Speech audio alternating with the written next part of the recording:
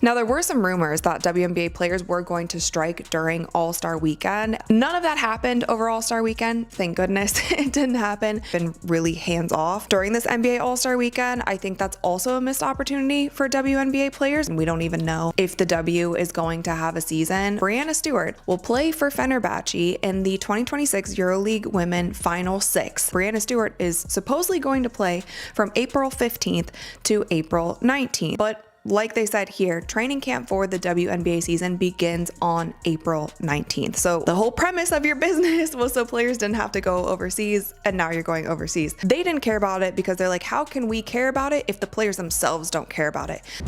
The WNBA currently exists primarily on paper. While the 2026 schedule features the debut of the Toronto Tempo and Portland Fire, these expansion plans are overshadowed by a profound labor dispute. Every scheduled game effectively carries a disclaimer regarding the ongoing negotiations. The situation has reached a point where NBA Commissioner Adam Silver left his own All-Star festivities to issue a formal warning. Silver is typically recognized for his diplomatic approach, but during recent events at the Intuit Dome, that composure shifted.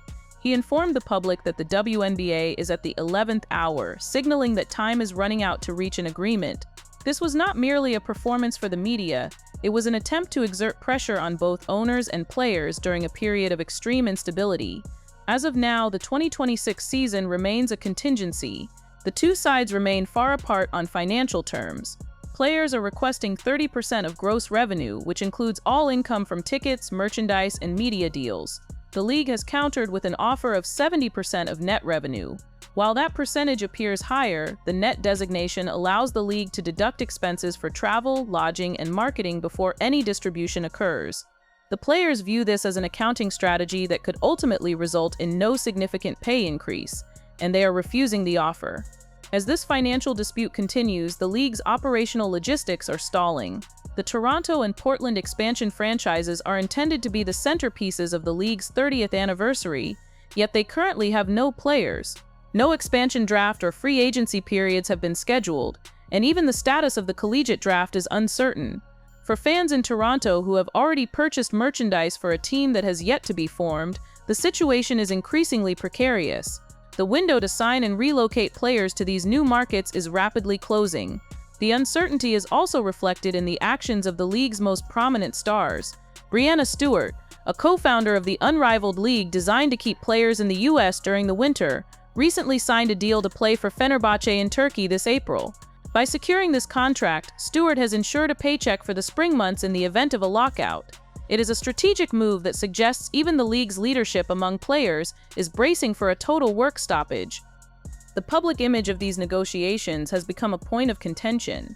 While Adam Silver emphasizes the need for urgency, the WNBPA has utilized social media to post Valentine's Day-themed content regarding player valuation. For many fans, this passive-aggressive digital messaging is becoming a distraction. Rather than discussing Caitlin Clark's sophomore season or Paige Bucher's rookie debut, the narrative has shifted toward the breakdown of professional communication between the union and the league.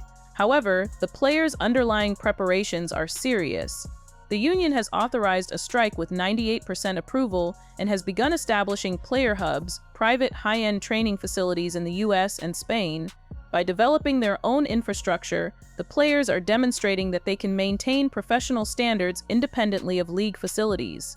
It is a clear signal to ownership that the players are willing to bypass the 2026 season if a satisfactory deal is not reached. Commissioner Silver's warning serves as a final indicator of the current crisis. If an agreement is not signed in the coming weeks, the momentum the WNBA has built over the last 2 years could be lost. The league faces the possibility of a delayed start, a shortened schedule, or the first work stoppage in its history. Despite record popularity, the WNBA is in a fragile state. The central question is no longer when the season will begin, but whether a 2026 season will happen at all.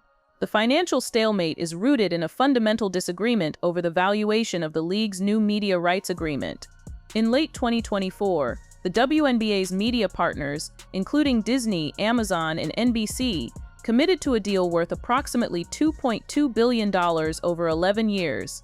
While the league offices touted this as a historic victory, the Players Association viewed the figure as a massive undervaluation given the unprecedented surge in viewership and engagement metrics.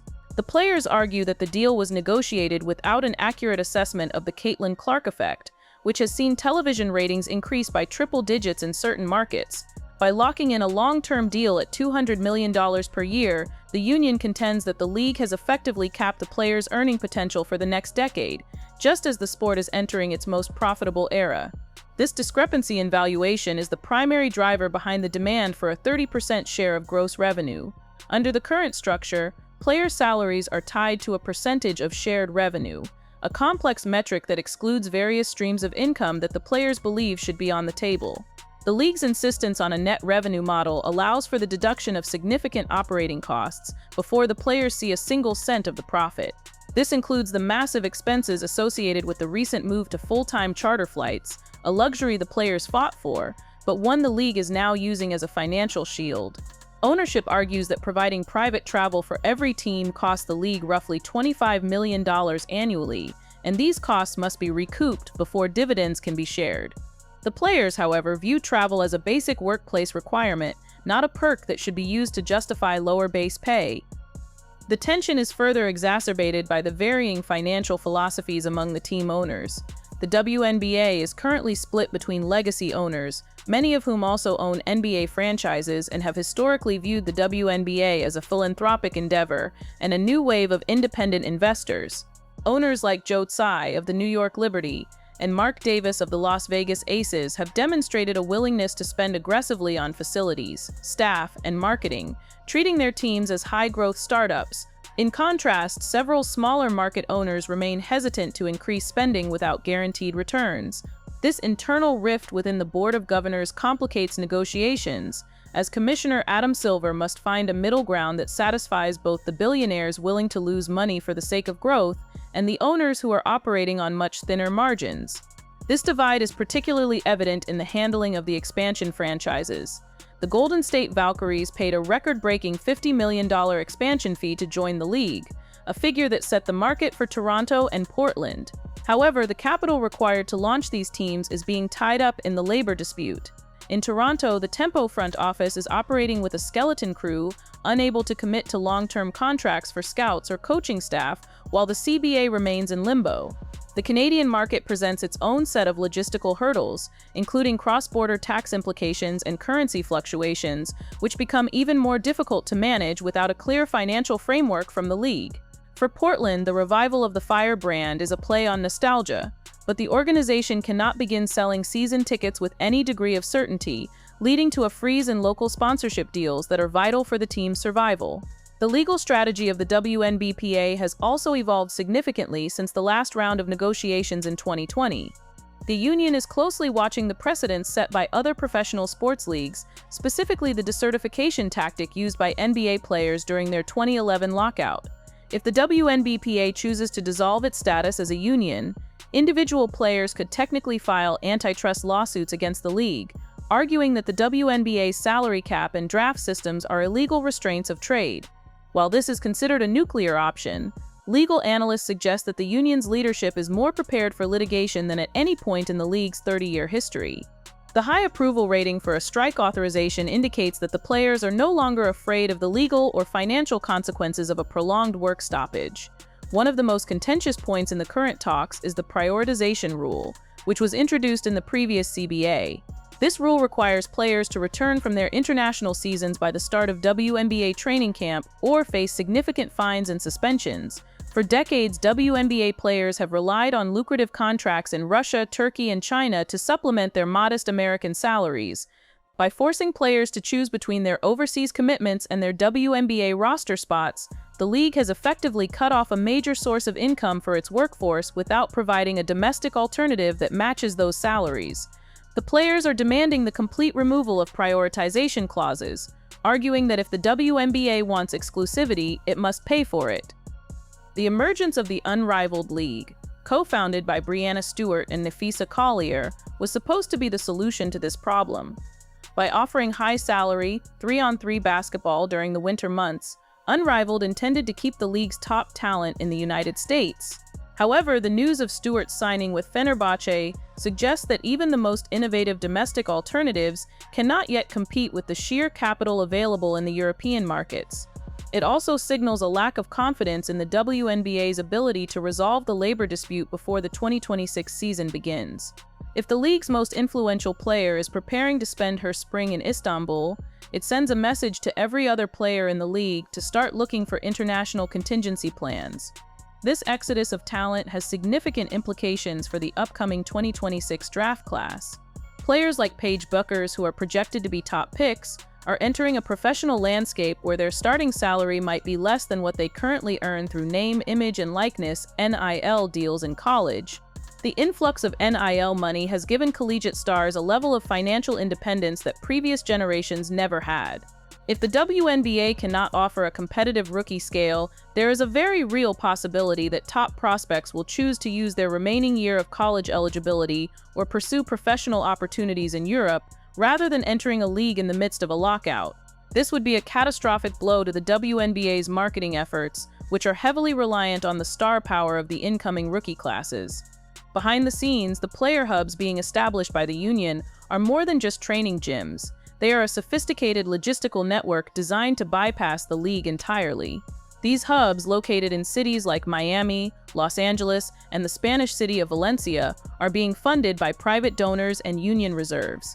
They provide players with access to elite strength and conditioning coaches, medical staff, and practice facilities that rival those of many WNBA teams. By creating this shadow infrastructure, the players are proving that the league's greatest asset, the talent, is mobile and organized.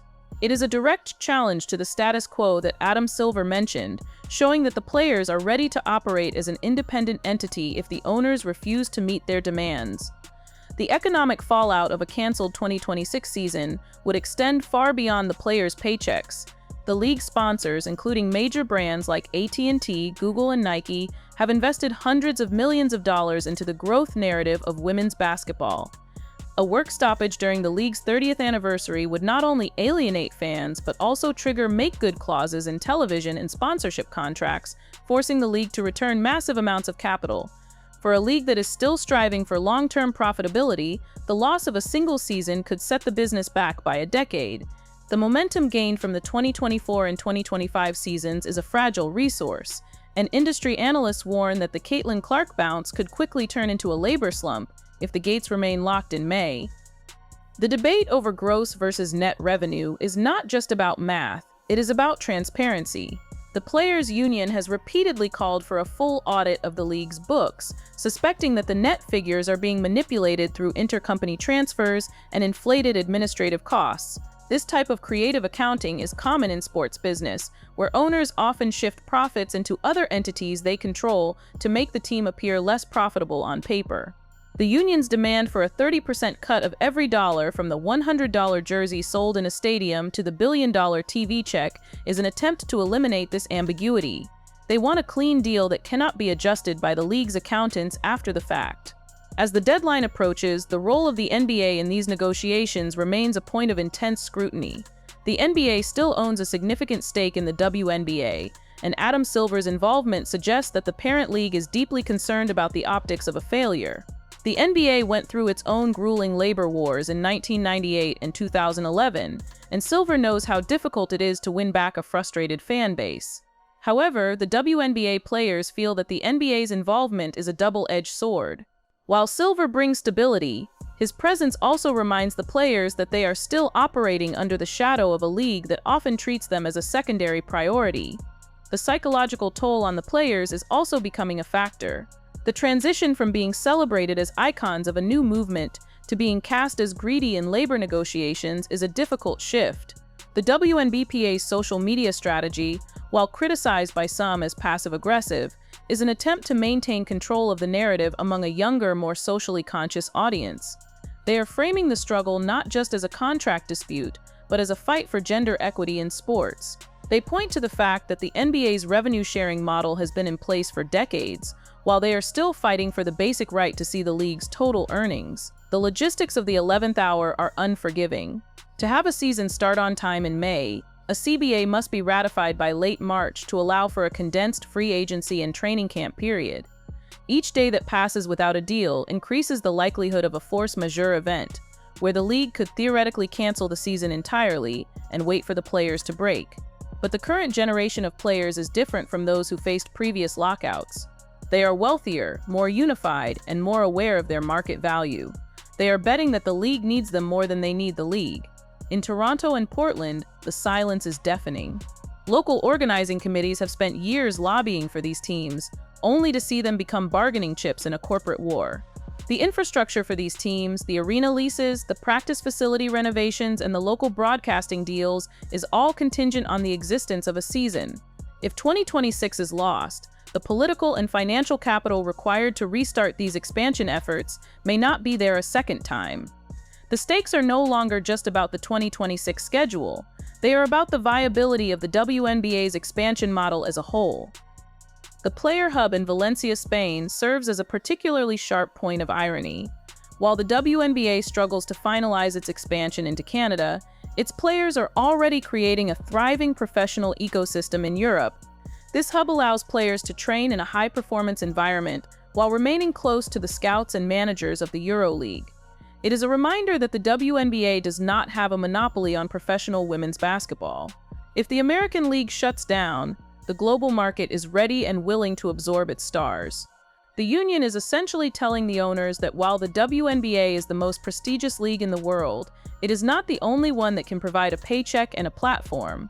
As the negotiations continue behind closed doors, the lack of information has led to a vacuum filled by speculation. Sources close to the talks suggest that the league has offered a slight increase in the hard cap, the absolute limit a team can spend on its roster, but the union has rejected this as a distraction from the larger revenue-sharing issue. The players want a soft cap similar to the NBA's, which would allow teams to exceed the limit to retain their own stars, provided they pay a luxury tax. This would give teams like the New York Liberty and Las Vegas Aces the freedom to keep their super teams together, while also generating tax revenue that could be redistributed to smaller market teams. The league, however, remains committed to the hard cap, fearing that a soft cap would lead to a permanent competitive imbalance where only the wealthiest owners can win championships. The 2026 season was supposed to be a celebration, a victory lap for a league that has finally moved from the margins to the mainstream. Instead, it has become a case study in the complexities of professional sports economics.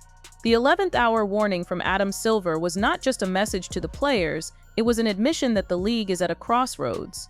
The path forward requires a level of compromise that neither side has yet shown a willingness to embrace. The players are fighting for their future, and the owners are fighting for their bottom line.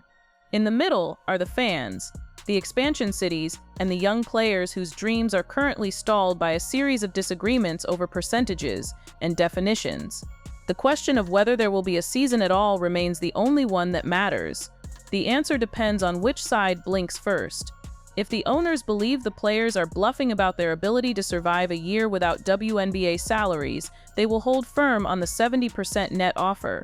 If the players believe the league cannot afford the reputational damage of a lockout, they will continue to demand 30% of the gross.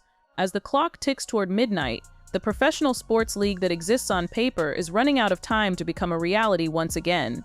The momentum of the last 2 years is currently being held hostage by the very growth it created. Without a resolution, the 30th anniversary of the WNBA will be remembered not for the games played, but for the silence that followed the 11th hour.